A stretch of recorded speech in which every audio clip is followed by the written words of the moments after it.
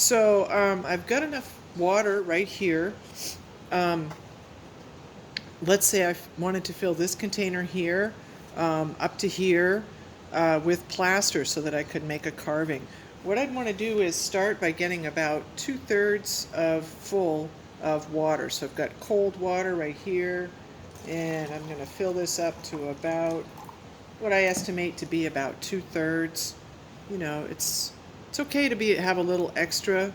I'd rather have a little extra than not enough and have to mix plaster again. So anyway, now I've got about 2/3. I'm trying to make a cube this big. I'm adding the water to my mixer container, and now I'll show you the method for adding in the plaster. And this is really, it's not that tricky.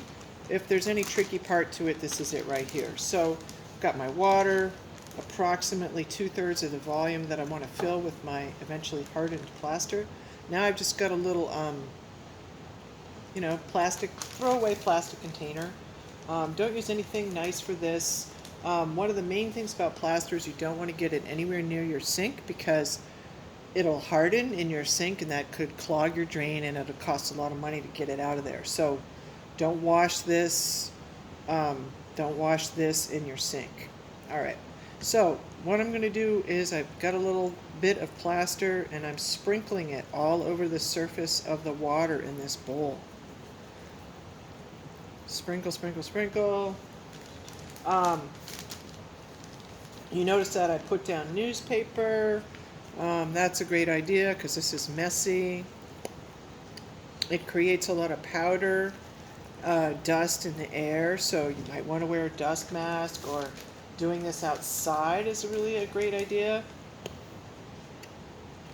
And as I'm sprinkling, I am trying to sprinkle the plaster. I don't want to just dump in big chunks because that might form a lump in my plaster. I'm trying to sprinkle it over the whole surface of the water. And what I'm trying to do is get the level of plaster powder that's sinking in and being covered by the water to more or less exactly match the surface level of the water. That was a lot, you guys. Oh well. Right there. I'm almost there. I don't know.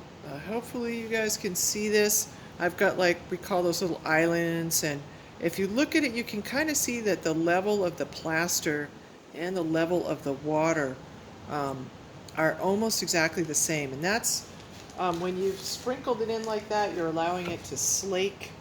You might want to add a little bit more. I'm adding a little bit more just to be sure. I've got just about the right amount. And that's good.